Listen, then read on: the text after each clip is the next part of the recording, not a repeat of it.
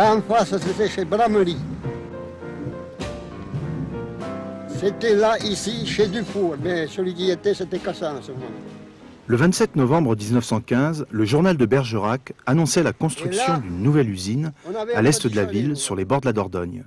Un an plus tard, la poudrerie nationale de Bergerac était sortie de terre et produisait déjà 60 tonnes de coton-poudre par jour.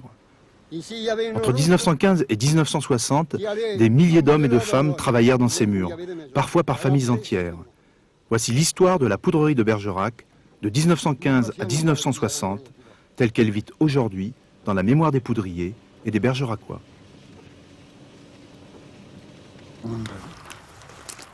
Attendez, laissez-moi faire, je vais aller un peu plus loin. Il y avait des grands bâtiments dans ce sens. Je suis perdu complètement.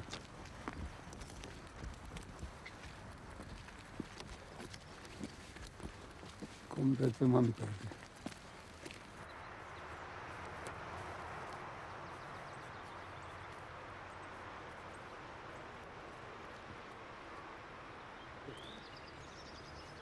Ici, la maison, ici, vous voyez? Ici, il y avait une chambre, ici, il y avait une chambre. De l'autre côté, la même chose. Ici, il y avait un couloir au milieu. Ici, il y avait un hangar. Après, c'était la grange, là. Nous sommes blancs ici. Alors ici, la fond. Nous sommes ici, voilà, chez moi. Ici. Là, chez Dufour, un peu plus loin. Chez Bramery. Chez Borderie. Chez Lambert. Chez Vincent. Chez Madeleine Beauportu. Il y avait M. Cazenille, il y avait M. Lambert, M. Laval, M. Lafont, alors celui-là qui avait sa ferme au milieu du champ là-bas. C'était presque des terrains nus, hein, mais c'était des terres à céréales. C'était le grenier de Bergerac. Et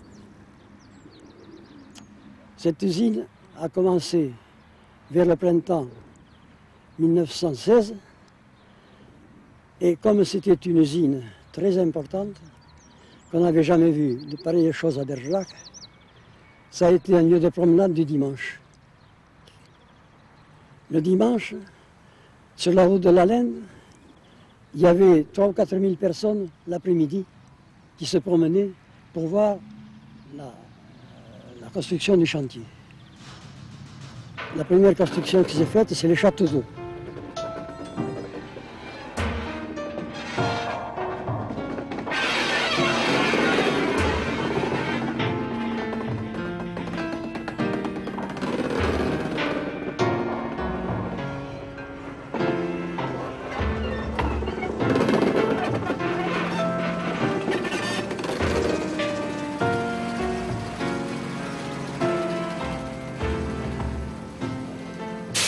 C'était une fourmilière qu'il y avait. Et puis c'était tout fait, comme on dit. Avec les bras, il n'y avait pas de machine, il n'y avait rien. C'était tout fait à bras. Il y avait de tout, je vous dis, il y avait des Anamites, il y avait des Chinois, il y avait des Arabes, il y avait de tout. C'était une fourmilière.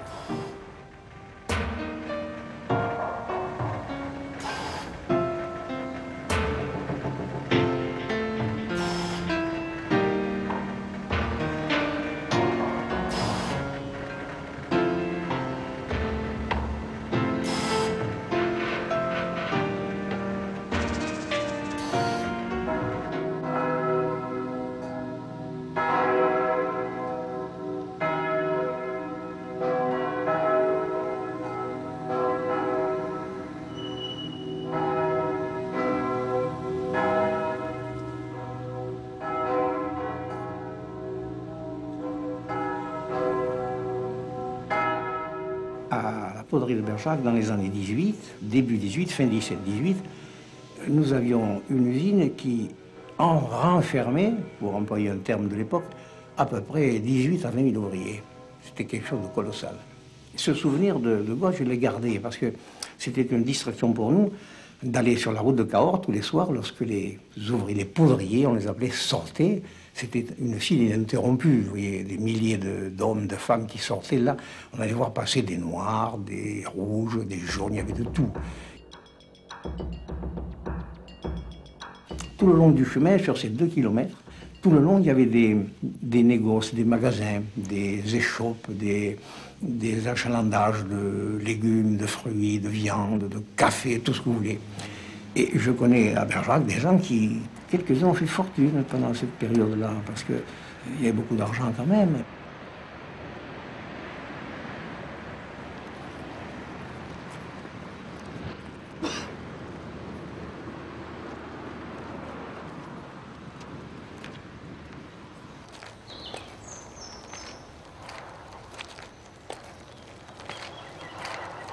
Eh bien, il y a environ 4 km. 4 km que l'on faisait à ce pas que je mène, je porte là. Pendant 30 ans, 8 km par 24 heures comptées. Ça me fait le tour de la Terre presque, à pied. C'est pour ça encore que je marche.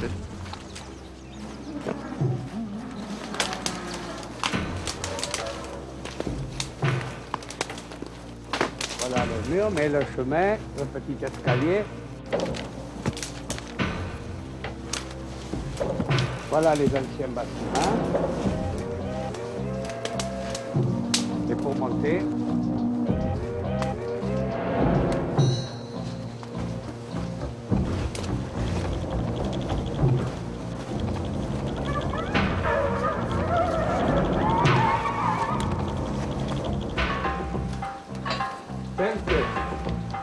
ça n'a pas bougé.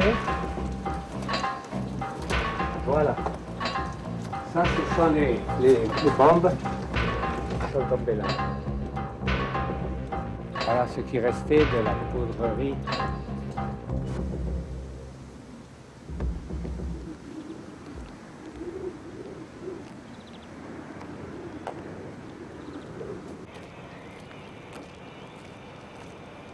C'était un peu le travail forcé, hein. C'était le travail forcé. Et alors les hivers, c'était les hangars, les ateliers n'étaient pas bien isolés de la température. C'était très mauvais le travail et puis c'était tout chronométré. C'était les travaux forcés. Vous allez me dire, j'exagère. C'était un monde tout à fait à part.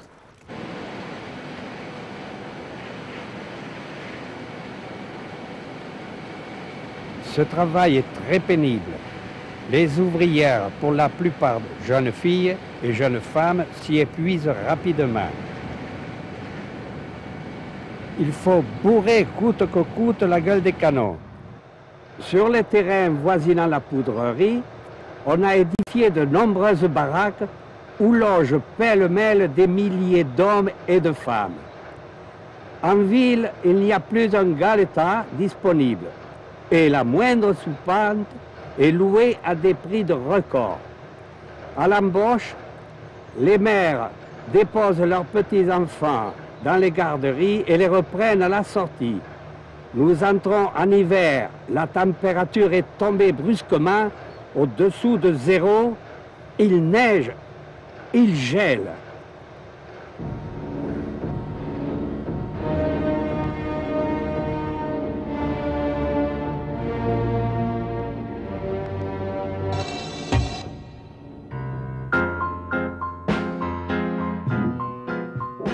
À l'arrêt des hostilités, en 1918, la poudrerie est mise en sommeil, débauchant des milliers de poudriers. Le 13 juillet 1928, la ballastière, qui renfermait des fûts de poudre B, prend feu. L'incendie fait plusieurs victimes. Dès 1936, la poudrerie est rééquipée. À la déclaration de guerre, en septembre 1939, elle est remise en fonction et emploie jusqu'en juin 1940 12 000 personnes.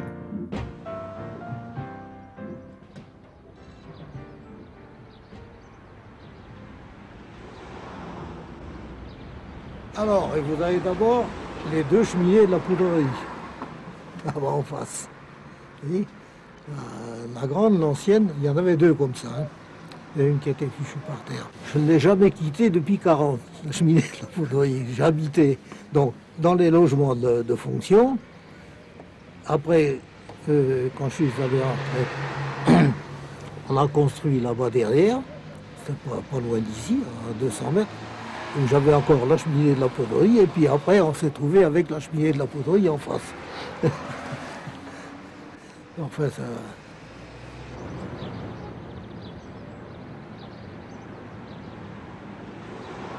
Il y avait la zone occupée dans le nord et la zone dite libre dans le sud. C'était plus ou moins libre, mais enfin qu'il était un peu tout de même. Et alors, dans le nord, la zone occupée, les Allemands ont pris les poudreries en charge. Mais dans la zone sud, ils faisaient ce qu'ils pouvaient. Et à Bergerac, on continuait à travailler pour les civils, comme on pouvait.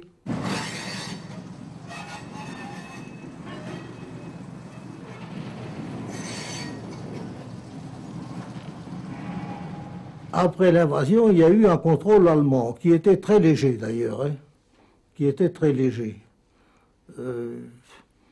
Et alors à ce moment-là, il y a tout de même, on a commencé à fabriquer alors pour les Allemands. La nitrocellulose d'abord, et ensuite ils ont mis en route, alors les Allemands ont fait remettre en route la partie poudre, la partie ouest de la poudrerie. Mais le contrôle allemand, en réalité, était très léger. Je dis le contrôle intérieur, parce que là, à la poudrerie, en somme, il y avait juste un lieutenant et un feldwebel. C'est tout. Lorsque nous étions de nuit, au lieu d'envoyer le coton de la goulotte dans les essoreuses, eh bien, par une dérivation, j'envoyais le coton poudre à la Dordogne directement. Ce qui fait que, bien sûr, ça manquait à la fabrication, mais enfin, il y avait un contrôle tout à fait pas trop strict, ce qui fait que... À partir de 1943, la Gestapo fait de fréquentes incursions dans la poudrerie. Elle recherche les stocks de bronze, de métaux précieux, de pneus et d'essence qui y sont dissimulés. Le 15 novembre 1943, la station de pompage est sabotée. Le 18 mars 1944, la Royal Air Force bombarde la poudrerie, occasionnant de nombreux dégâts. D'avril à août 1944, la résistance, extérieure et intérieure, sabote un grand nombre d'installations.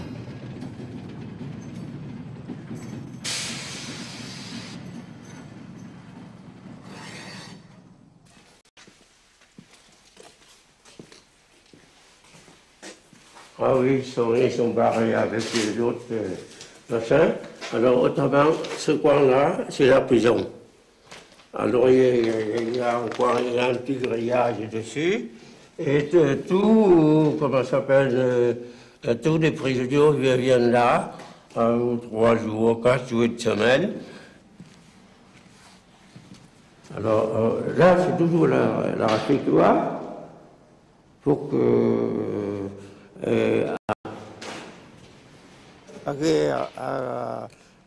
La guerre est déclarée ici et l'Indochine est considérée comme colonie française. On l'appelle la patrie-mère. Colonie française, donc on l'appelle le patrie-mère. Il faut aider la patrie-mère. Alors, si on est 2 ou 3 garçons, il en faut un qui s'engage. Au début février 1940, nous sommes arrivés à Bergerac. On est 6 compagnies. On est dans chaque compagnie 250 personnes, avec quelques interprètes. Les conditions de travail, c'est pas compliqué. Les conditions de travail, c'est pas compliqué du tout. 2 ou 3 hommes, vous poussez les wagons, on amène quelque chose, un bidon ou n'importe quoi dont ils ont besoin.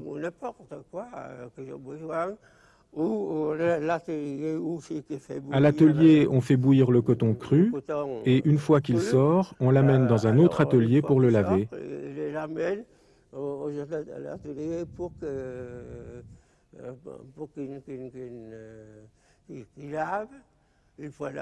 Puis une fois lavé, on l'amène dans un autre atelier pour le moudre. Là, il y a d'immenses machines. La nourriture, au début, c'était bien. Après 1 an, on nous dit « on va vous rationner, il n'y a plus de riz ». On ne nous donne plus que du pain. À partir de là, on souffre énormément. À partir de là, on souffre énormément. Et en 7 ans, quand j'ai quitté le service d'État, on m'avait donné 50 francs nouveaux de pécule. 50 francs nouveaux de pécule.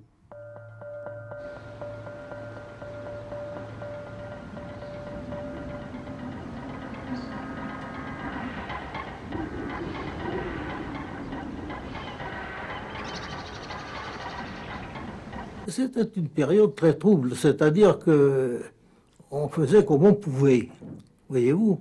Et ce qu'il y avait toujours, c'est cette insécurité perpétuelle. On n'était jamais sûr de ne pas se faire ramasser ou pour une raison quelconque par les Allemands. Alors, la gendarmerie, elle, c'était pas méchant. En général, ils venaient, ils regardaient, c'était pas ça, c'était la Gestapo.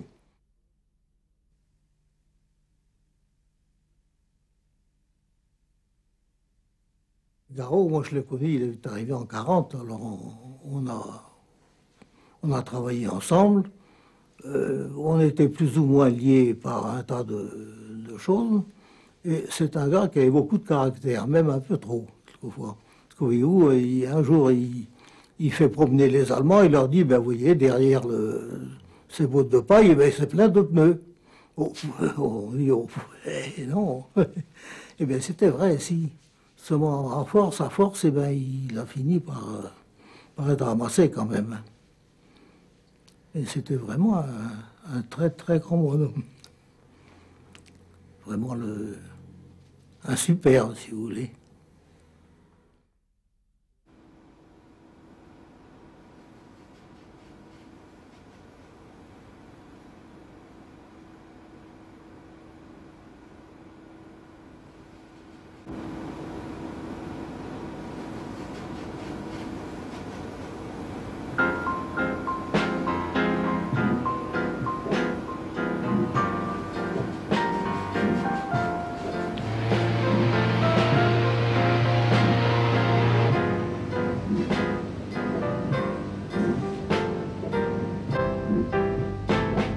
Monsieur de Brandes est monté là-haut, posé le drapeau français. Mais moi, je ne l'aurais pas fait. Mais il est monté là-haut, monsieur de Brandes, en haut. Oh là là, ça a été historique. Faut le faire, hein? Ça fait combien? 70 ans que ça tourne, même plus, la chaufferie. Elle a 80 ans, voilà. C'est formidable.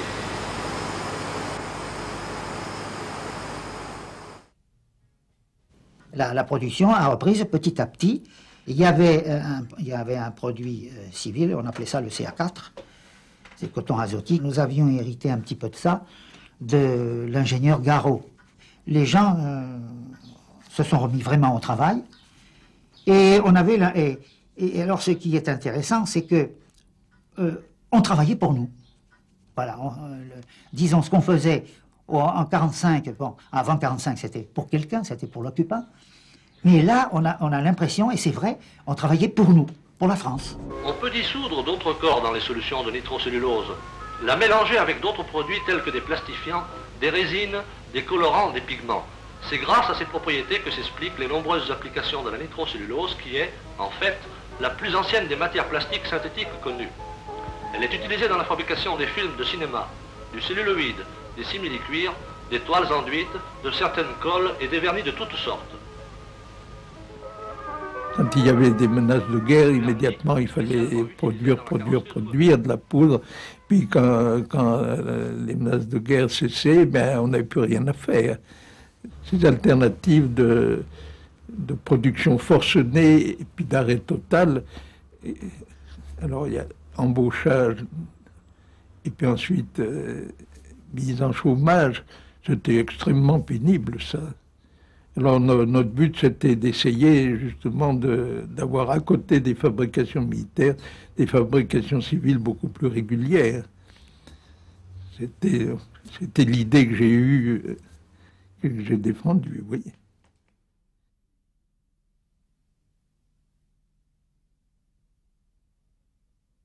Ah, la nitration, j'en ai mangé assez. J'en ai fait toutes sortes de nitrations, en commençant par la Selvic, la turbine Selvic, qui consistait à noyer le coton avec la fourche. Nous étions trois par équipe. Et alors on mettait la quantité d'acide voulu. Et le deuxième, il donnait le coton.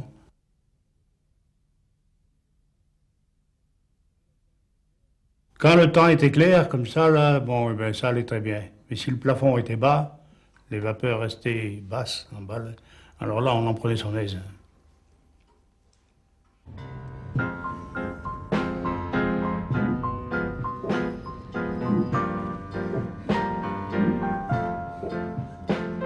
Oh, c'est organisé. Oh, du premier coup, ça s'ouvre. La SNPE. Pour nous, c'était la peine B. Eh oui. Pour tous les amis, oui, ils ont fait des frais. Hein.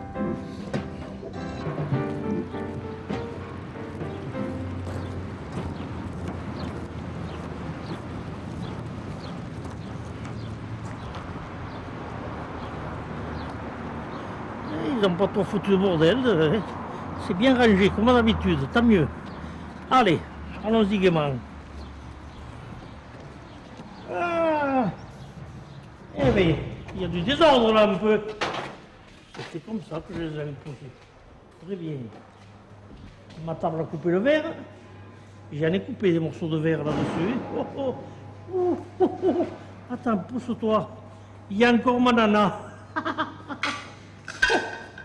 Eh mais bon, c'est moi qui l'ai mise là-dessus. Eh bien, elle a bronzé encore plus. Oh, oh, oh. Aïe, aïe, aïe, aïe. Ah, ça n'a pas changé. Mais à l'époque, on vivait tous dans le même sens. Et puis, c'était des familles entières qui travaillaient sur la poudrerie. Il y en avait beaucoup qui étaient venus de l'extérieur, qui étaient venus de Bretagne. Alors, on faisait un noyau, une famille. Surtout que ce qui facilitait les choses, c'est qu'ils pouvaient se loger ou à Crest dans les cantonnements, ou ici dans le 95, où il y avait des cantonnements. Alors ça, ils faisaient pour beaucoup parce que les familles étaient plus groupées et tout, ils travaillaient ensemble, et à ce moment-là, quand ils avaient quelque chose à demander, n'importe, ils le faisaient tous ensemble, en communauté, vous comprenez. Et puis il y avait quand même un certain respect pour les cadres, mais des cadres vis-à-vis du personnel.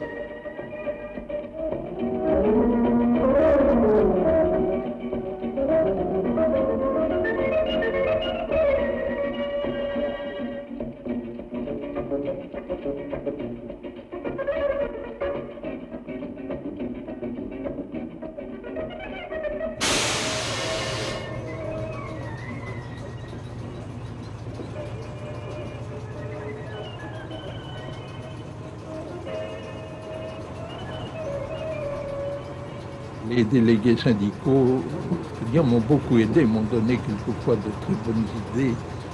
Ils connaissaient le milieu ouvrier bien mieux que les cadres le connaissaient. Nous les connaissions bien, nous étions en contact avec eux. Mais enfin, c'était pas tout à fait quand même la même chose. Je sais que aussi bien les délégués CGT que les délégués CFTC, FO, j'en conserve un très bon souvenir, et je conserve le souvenir de gens qui m'ont souvent donné des conseils extrêmement précieux. Il y a eu vraiment des rapports de consensus. Et ça nous a permis, il n'y avait pas disons tout le monde, on sentait que tout le monde, si je peux employer ce jargon, disons, tout le monde tirait dans le même brancard. Vous voyez ? Le bleu, le blanc, le rouge sont les poudriers. Le bleu, le blanc, le rouge saluons nos ouvriers. Nous leur rendons hommage, gardons pour eux l'image en couleur de nos poudriers. Du bleu, du blanc, du rouge sont les poudriers. Le bleu, le blanc, le rouge sans les oublier.